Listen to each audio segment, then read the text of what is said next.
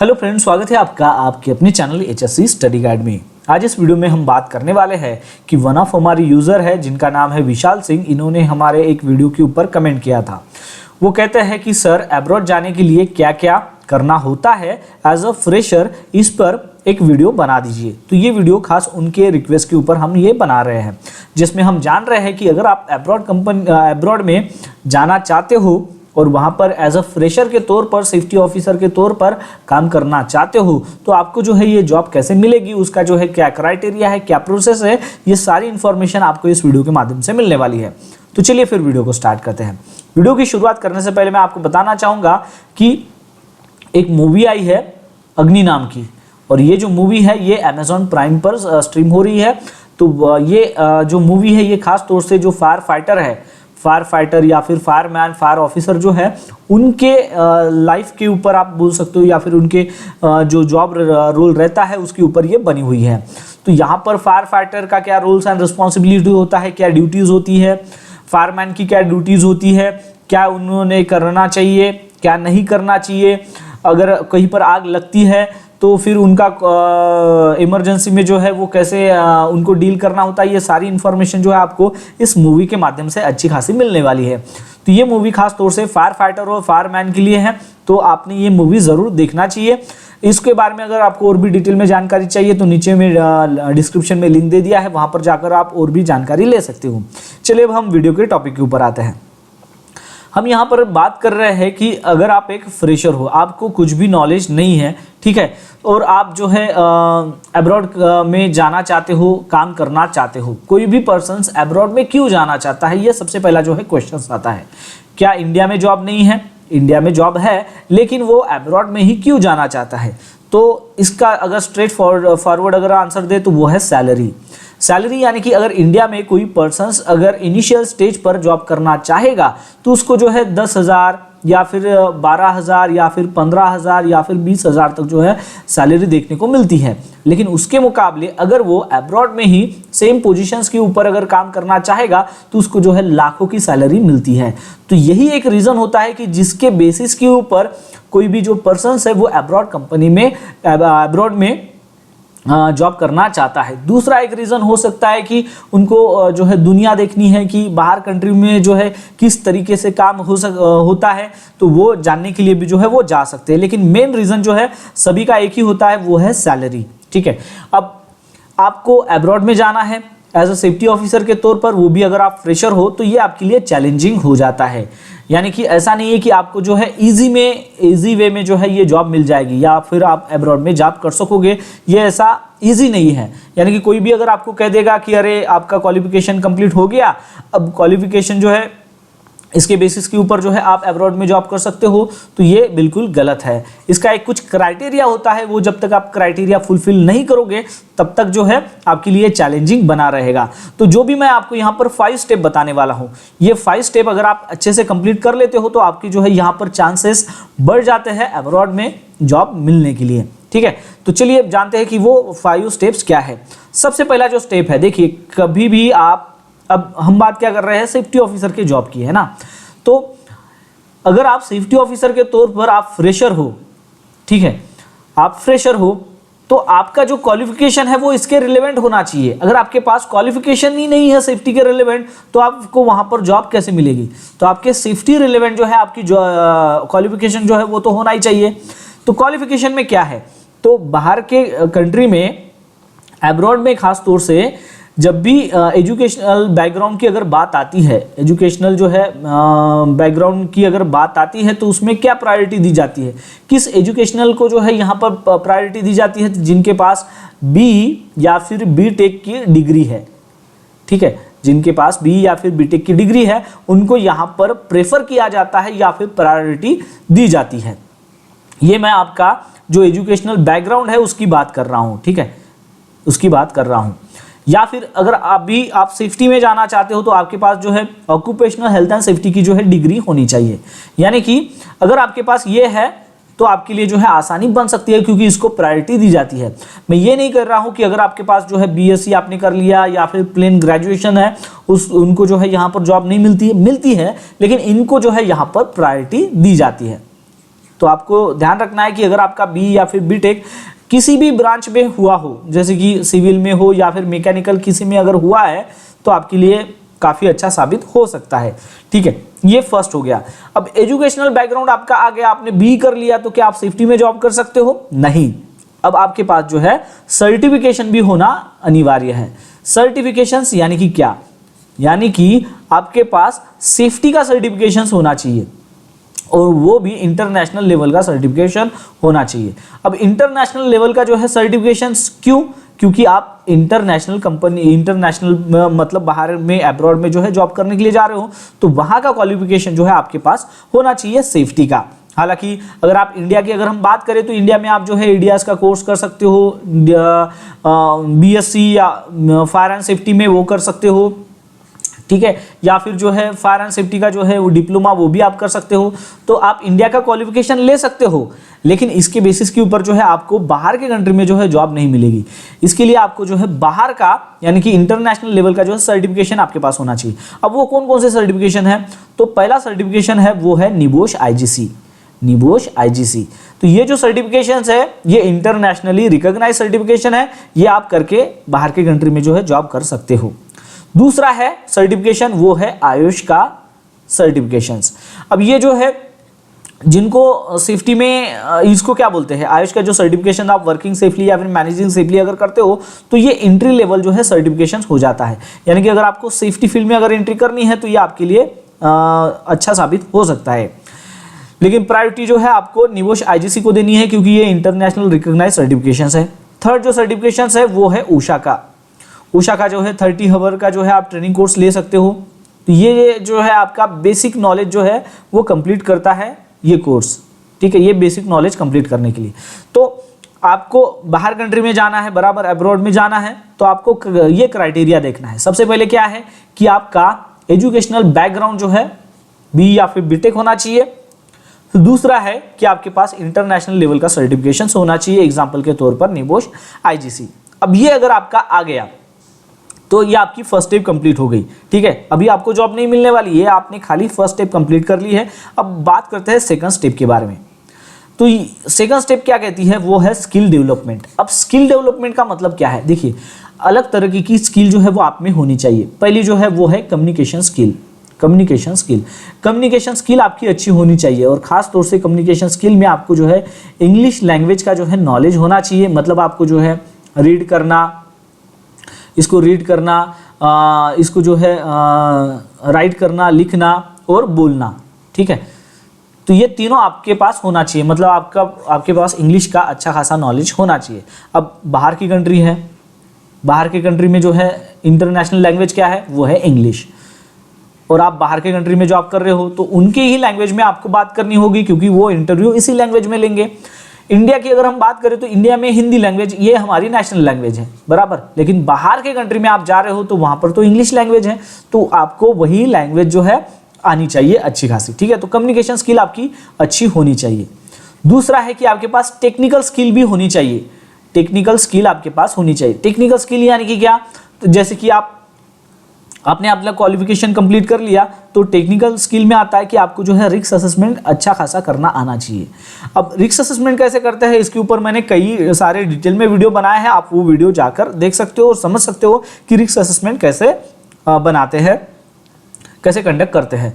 दूसरा है कि आपको जो है हजार्ड को आइडेंटिफाई करना आना चाहिए। हजार्ड को आइडेंटिफाई करना आना चाहिए। ठीक है, और इसके साथ साथ जो है इवैक्यूएशंस, इमरजेंसी प्रिपेयर्डनेस क्या होता है, इमरजेंसी प्रिपेयर्डनेस के बारे में भी जो है आपको अच्छा खासा नॉलेज होना चाहिए।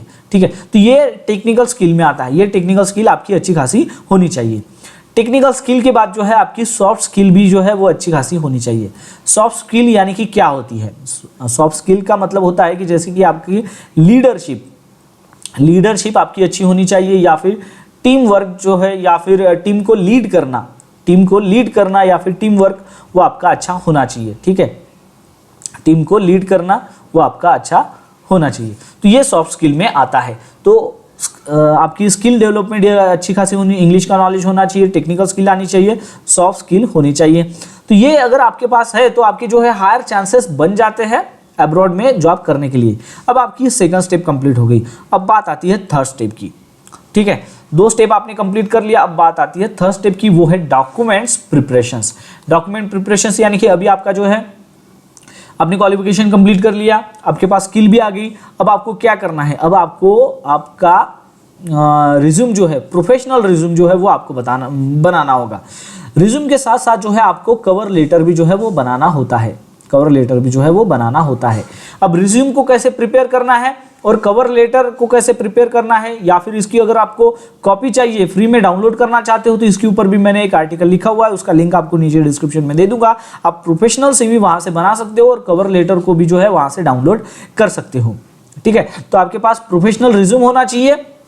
और जब भी आप रिज्यूम बनाते हो तो इसमें आपको जो है कुछ चीज़ें हाईलाइट करना काफ़ी ज़रूरी होता है। हाईलाइट क्या करोगे आप, तो आपका जो सर्टिफिकेशन है जो आपने लिया हुआ है, सर्टिफिकेशन जो आपने लिया हुआ है वो उसको आपको हाईलाइट करना काफ़ी ज़रूरी है। और एक बात मैं आपको बताना चाहूँगा जो सर्टिफिकेशन में मैंने नहीं बताया, वो है कि निबोश IGC सर्टिफिकेशंस जो आप करोगे तो इसके अलावा भी जो है कई सारे ऐसे सर्टिफिकेशंस आते हैं, कोर्स आते हैं, सर्टिफिकेशंस आते हैं, वो आप कर सकते हो। जैसे कि आप US कंट्री, अब ये देखिए निबोश IGC जो कोर्स है वो हर जगह जो है वैलिड नहीं होता है, ज़्यादातर मैक्सिमम कंट्री में जो है ये वैलिड होता है। यानी कि गल्फ कंट्रीज़ में अगर आप जॉब करना चाहते हो तो ये आपके लिए अच्छा साबित हो सकता है।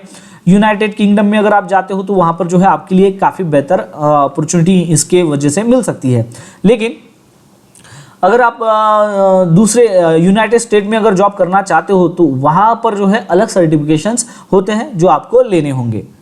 अब वहाँ पर कौन कौन से सर्टिफिकेशंस होते हैं, तो आपने नाम सुना होगा सर्टिफाइड सेफ्टी प्रोफेशनल्स CSP, ठीक है, या फिर ASP का आपने नाम सुना होगा।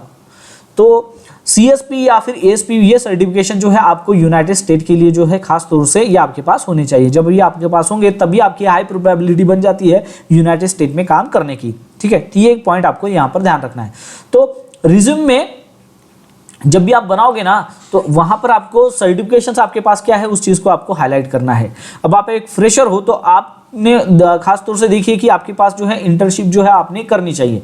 इंटर्नशिप अगर आप कहीं से अगर करते हो तो उस पॉइंट को भी जो है आपको हाईलाइट करना है। ठीक है, तो सर्टिफिकेशंस और इंटर्नशिप को जो है आपको हाईलाइट करना है। डॉक्यूमेंट्स में और क्या आता है, तो आपको देखना है आप बाहर के कंट्री में जा रहे हो तो आपके पास जो है पासपोर्ट होना चाहिए, और वो भी पासपोर्ट जो है वो वैलिड पासपोर्ट होना चाहिए। ठीक है, तो आपको देखना है कि उसकी एक्सपायरी तो नहीं है या फिर 1-2 महीने में एक्सपायर तो नहीं हो रहा है। तो आपका जो पासपोर्ट है वो अच्छा खासा जो है वैलिड होना चाहिए, 1 साल तक अगर वैलिड है तो काफ़ी अच्छा हो जाता है। ठीक है, तो पासपोर्ट वैलिड होना चाहिए। और क्या होना चाहिए आपके पास डॉक्यूमेंट्स में, तो मेडिकल जो है चेकअप आपका, उसका सर्टिफिकेशन आपके पास होना चाहिए मेडिकल चेकअप का, क्योंकि आप आपकी हेल्थ और आप फिटनेस जो है वो है कि नहीं है वो कैसे पता चलेगा, तो वो मेडिकल चेकअप्स जो सर्टिफिकेशन रहेगा आपका तो उससे ये पता चलेगा कि आप जो है मेडिकली फिट हो काम करने के लिए। ठीक है, तो ये आपके पास होना चाहिए। तीसरा है कि आपके पास PCC होना चाहिए। PCC यानी कि क्या, PCC यानी कि होता है police clearance certificate, police clearance certificate, तो ये आपके पास होना चाहिए। ये किस लिए होना चाहिए, किस लिए जरूरी होता है, ताकि आपका बैकग्राउंड जो है इससे पता चले, बैकग्राउंड पता करने के लिए।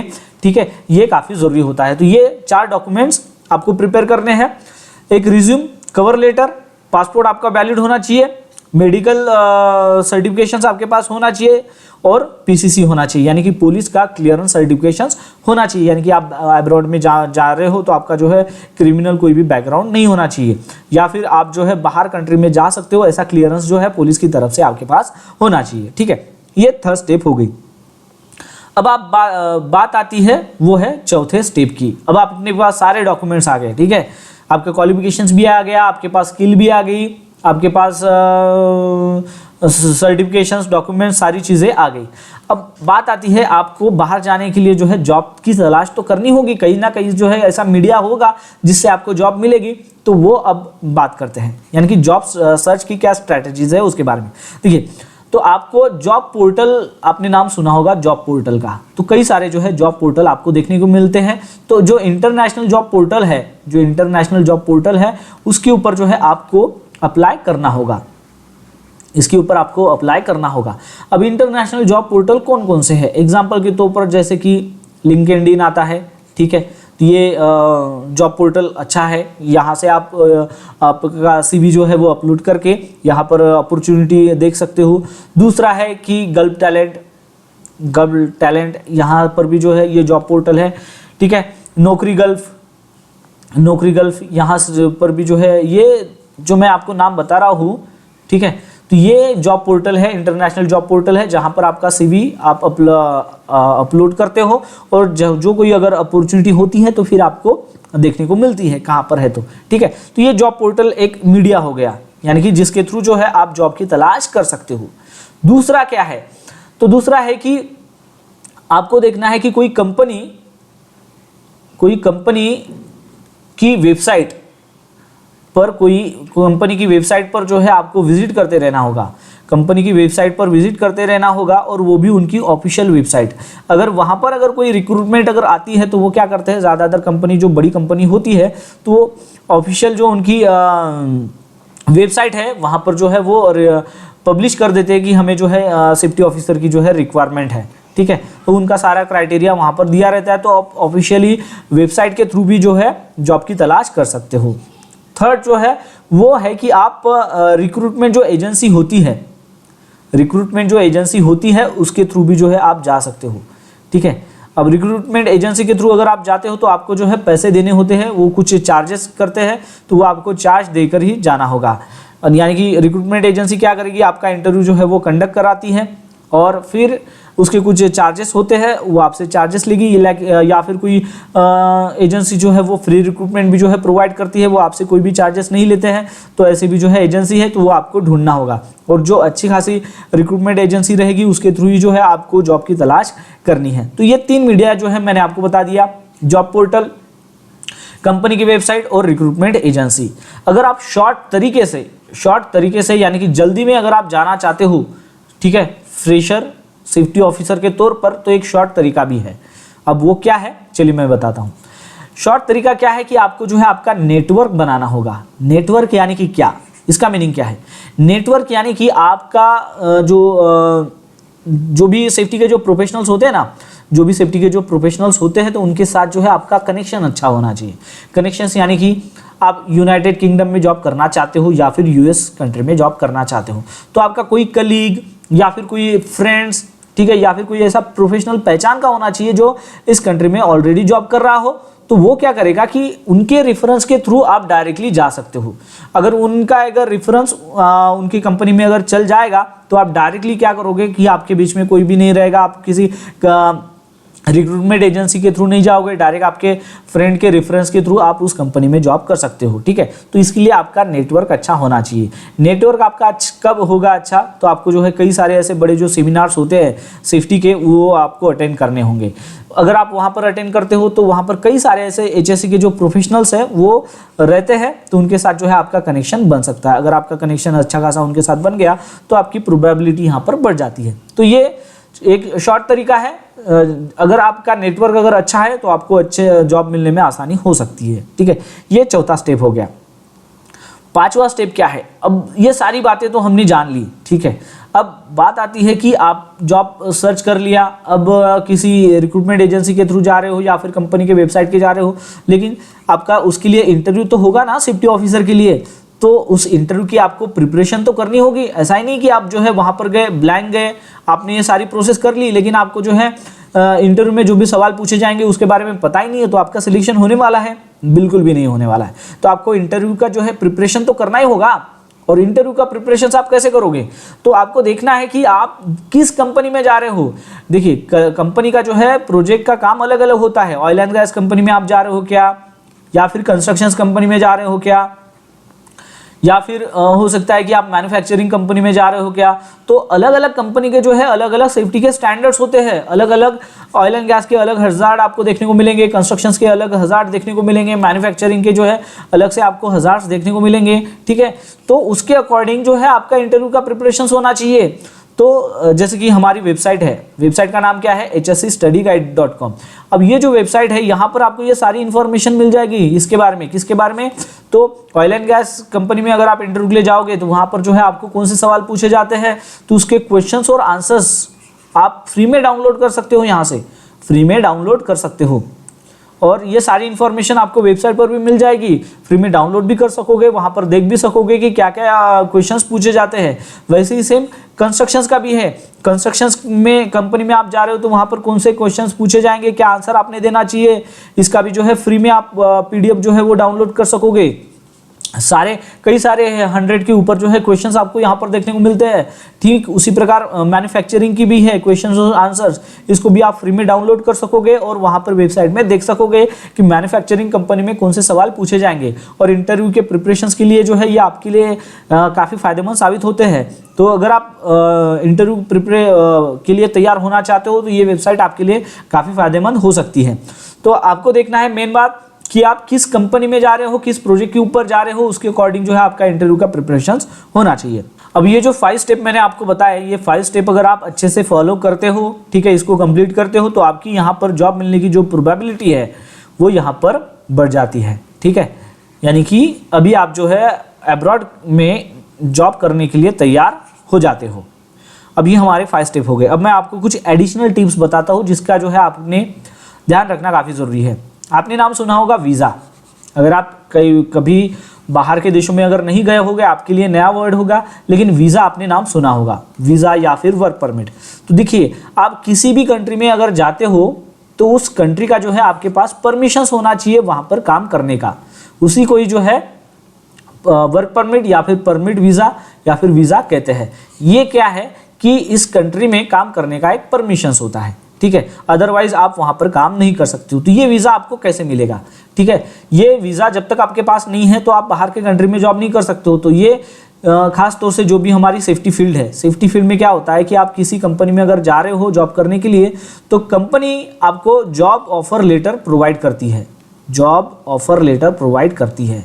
ठीक है, सबसे पहले जो है इंटरव्यू आपका कंप्लीट हो गया। इंटरव्यू में जब आपको जॉब मिल जाती है तो आपको कंपनी एक जॉब ऑफर लेटर प्रोवाइड करती है जिसमें रहता है कि आपका किस रोल के ऊपर आपको जो है यहाँ पर अपॉइंट किया गया है, साथ ही साथ आपकी जो है यहाँ पर कितनी सैलरी लगाई गई है, वर्किंग डेज कितने रहेंगे, कितनी आपको जो है लीव मिलने वाली है। तो ये सारी चीज़ें जो है वहाँ पर मेंशंस होती है। और ये जो जॉब ऑफर लेटर होता है इसके बेसिस के ऊपर फिर आपका वीज़ा बनता है। ठीक है, तो ज़्यादातर जो कंपनियां होती हैं वो खुद वीज़ा जो है वो बनाती है। ठीक है, यानी कि आपको जो है प्रोवाइड कराती है। अगर आप रिक्रूटमेंट एजेंसी के थ्रू जा रहे हो तो फिर वो वीज़ा प्रोसेस के लिए उनके थ्रू आपको जाना होगा। ठीक है, लेकिन अगर आपके पास जॉब ऑफर लेटर है तो आप वीज़ा जो है आसानी से, यानी कि इसके बेसिस के ऊपर जो है वर्क वीज़ा ले सकते हो। ये वीज़ा जब तक आपके पास नहीं है तो आप बाहर की कंट्री में आपके जॉब करना काफ़ी मुश्किल आपके लिए हो जाता है, वो वैलिड नहीं होता है। हालांकि आप विजिट वीज़ा लेके विजिट वीज़ा लेके वहाँ पर जा सकते हो, उस कंट्री में जा सकते हो, लेकिन विजिट के तौर पर। ठीक है, विजिट के तौर पर वहाँ पर विजिट वीज़ा के बेसिस के ऊपर आप वहाँ पर काम नहीं कर सकते हो। काम करने के लिए आपके पास वर्किंग वीज़ा होना चाहिए जिसको वर्क परमिट कहते हैं वहाँ का। ठीक है, और ये जब तक वर्क परमिट आपके पास नहीं है, ये वीज़ा नहीं है, वर्किंग वीज़ा नहीं है, तब तक आप वहाँ पर काम नहीं कर सकते हो। तो इस बात का जो है आपको ध्यान रखना है। तो मैंने यहाँ पर सारी चीज़ें कवर अप की है और उसकी कोशिश की है।